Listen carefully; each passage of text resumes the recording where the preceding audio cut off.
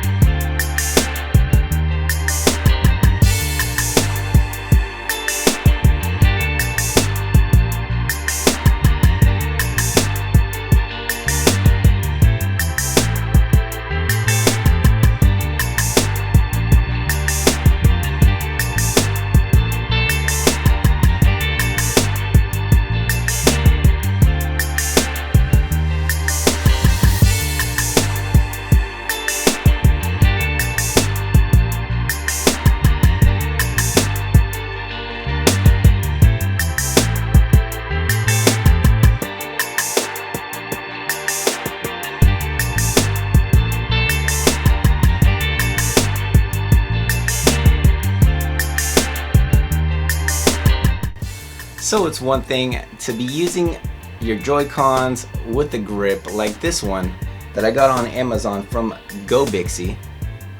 Hope I said that right. But if you're someone like me who likes to play first-person shooters most of the time, like Warface, Fortnite, or even Paladins for example, I have a hard time getting from the right analog stick to the B button, and it's not very convenient to always carry your Xbox controller with the 8-bit DOE, or even a Pro controller for that matter. So that's where these things come in. They snap in just how your normal Joy-Cons would, but now you have a fully functional handheld Pro controller right at your fingertips. I spent a good 24 hours playing with this thing, and I got to say, it's absolutely incredible. It doesn't require any batteries, and it charges directly off your Switch by default.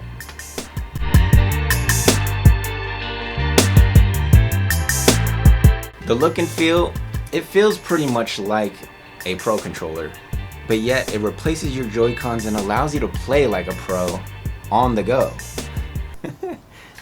One thing I'd definitely like to mention also is the turbo mode and how to speed up and slow down your turbo modes when you're using first-person shooters and you're using semi-automatic rifles, for example. And you obviously want to accelerate your shooting speed. What you do is you hold the turbo button, assign your trigger, you'll see the green light go on, and to make your turbo speed go faster, hold the turbo button and flick up on the right analog stick, and do the same to slow it down by going down on the analog stick. Same thing with the other side, you have to use the analog stick to do it. Which brings me now to the back buttons, which is one of the features I was most excited about. Just like the turbo mode, it's super easy to assign. Hold the assign button, choose the button you want to assign, and then press it. To unassign your button, hold the assign button and then press the back button and the light will turn off. You can do this completely on the fly even if you're mid-game.